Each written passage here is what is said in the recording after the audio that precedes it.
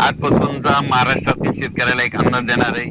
मग राज्यात आता पाऊस कधी येणार आहे तर खास करून आज मुद्दा म्हणून त्याच्यासाठी अंदाज देणार आहे. राज्यामध्ये आता 12, 13, 14 पर्यंत असं चांगलं सूर्यदर्शन राहणार आहे. वारं देखील सुटन म्हणून हे अंदाज लक्षात येतात. त्याच्यानंतर 15 तारखेच्या नंतर 16 तारखेपासून राज्यात थोडाफार पावसाला सुरुवात होणार आहे. म्हणजे तुरळक ठिकाणी 16च्या नंतर म्हणजे 16 जुलैपासून 16, 17, 18, 19 या दरम्यान राज्यामध्ये तुरळक ठिकाणी विखुरलेल्या स्वरूपाचा भाग बदलत पावसाला सुरुवात होणार आहे म्हणून हे अंदाज लक्षात येता. तो पाऊस सर्वदूर पडणार नाही. फक्त काय झालेलं आहे, हे 4 दिवस जे पाऊस थांबल म्हणजे 14, 15 तारखेपर्यंत ते 16 तारखेला मात्र परत सुरू होणार आहे म्हणून हा अंदाज लक्षात यायचा.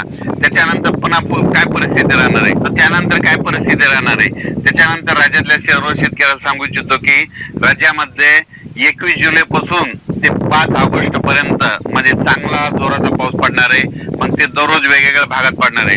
मग 21 जुलैच्या नंतर सगळ्यात जास्त जसं मुंबईला पाऊस पडला ना, आता मुंबई, पुणे, नाशिक आता नंबर आहे विदर्भाचा. आता 14 जिल्ह्याचा नंबर आहे. मग तुम्हाला सांगू इच्छितो 21 जुलै ते 5 जुलैच्या दरम्यान राज्यामध्ये गडचिरोली, चंद्रपूर, नागपूर, वर्धा, भंडारा, गोंदिया, यवतमाळ, अकोला, हिंगोली, वाशिम, त्याच्यानंतर इकडं बुलढाणा जिल्हा, जालना जिल्हा, जळगाव जिल्हा ह्या भागामध्ये मात्र 21 जुलै, 22, 23, 24 पर्यंत चांगला जोराचा पाऊस पडणार आहे म्हणून हा अंदाज लक्षात यायचा. जसं मुंबईकडे पाऊस पडला तसा काय होणार आहे नागपूरकडं, वर्ध्याकडं, भंडारा, त्याच्यावर चंद्रपूर, यवतमाळ, हिंगोली, अमरावती ह्या पट्ट्यामध्ये काय होणार आहे म्हणजे शेवटच्या आठवड्यात चांगला पाऊस येणार आहे म्हणून हे विदर्भात, पूर्व विदर्भातल्या शेतकऱ्यांनी अंदाज लक्षात घ्यायचा.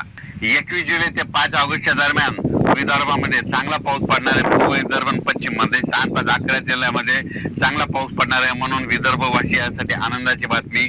म्हणून विदर्भातल्या शेतकऱ्यांनी 20 तारखेपर्यंत तुम्ही तुमची शेतीचे कामे करून घ्यायची, कारण की 21 तारखेच्या नंतर चांगला जोराचा पाऊस तुमच्या भागात येणार आहे म्हणून हा अंदाज लक्षात घ्यायचा. जसं मुंबईकडे पडला तसा आता विदर्भाचा नंबर आहे. नागपूरचा, वर्ध्याचा, भंडाराचा, चंद्रपूरचा, गडचिरोलीचा त्यांचा आता नंबर आहे म्हणून हा अंदाज त्यांनी लक्षात घ्यायचा.